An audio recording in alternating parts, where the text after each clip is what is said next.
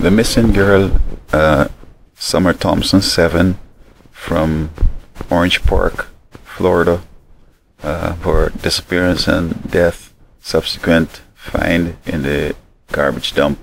It's kind of tragic, but I hope that they find the person and a resolution to this problem very quickly.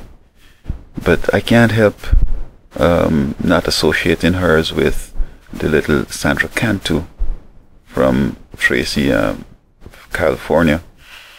Now, for her to be found in the garbage, that is from our area, means that maybe it's a neighbor or some stranger would have done whatever and dumped her in some garbage close by.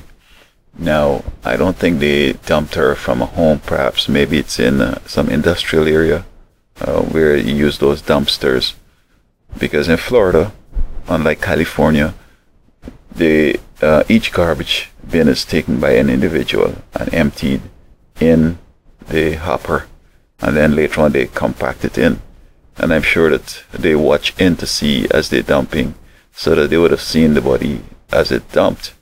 So it might be, sometimes you may not look, and there might be that coincidence in which the person might not have looked at this time and then dumped other things in it and then hop it in and compact it. But it would look more likely as if our body was placed in some industrial, in those large, maybe 2 feet by 5 feet, by maybe 3 feet dumpsters, the ones for commercial buildings. But I can't help but saying that as a parent, I'd be saddened by this affair, but still I'm not surprised, because this is the Halloween season and everybody is just into Halloween. But may I interject this as a theologian too? When all these things are happening to kids, I want to know, where's God? Because God protects kids, and He's there willing to protect kids. And why some kids are getting hurt this bad, it could be because the parents and, well, children usually exist on their parents' salvation and parents' favor with God. So if the parents aren't in favor with God, children that young who haven't had a chance to make their own minds and decisions as far as religion is concerned will be able to have a sort of a vicarious protection from the parents' protection, or parents' goodwill with God is protecting them.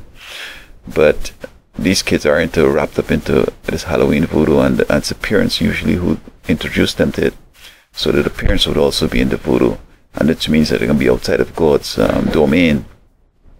So that if the parents are into voodoo and outside of God's domain, the kids don't have any protection, and so matters like this would happen. And I'm trying to make this point over and over, that Halloween and all the various forms of voodoo, psychics, Ouija board, astrology, all that evil stuff, yoga, all these things that people getting into, and in America here, people think it's fun. Hey, yo, look what's happening. Yeah, that thing's moving, nobody touching it, whatever. But it's very dangerous, and evil has not matured as yet. You haven't seen the last of it. You haven't seen the ultimate evil yet.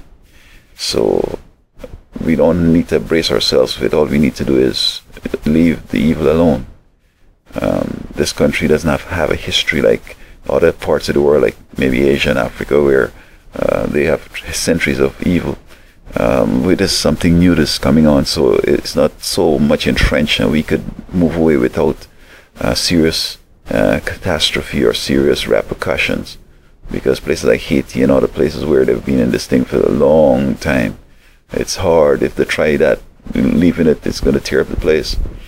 So I hope that this Halloween people are mindful that as they get more into this evil and they get the kids into it, they're exposing the kids to unmentionable, unfathomable, unperceived evil, and so on. So I hope that these parents for this Summer Thompson will find some solace in that good people are out here in the world. But I think the person who did this lives right in their community, maybe right next door or somewhere close by. And I hope that this person's found, so that no other family has to go through this, no other child has to suffer this way. But let us leave evil alone.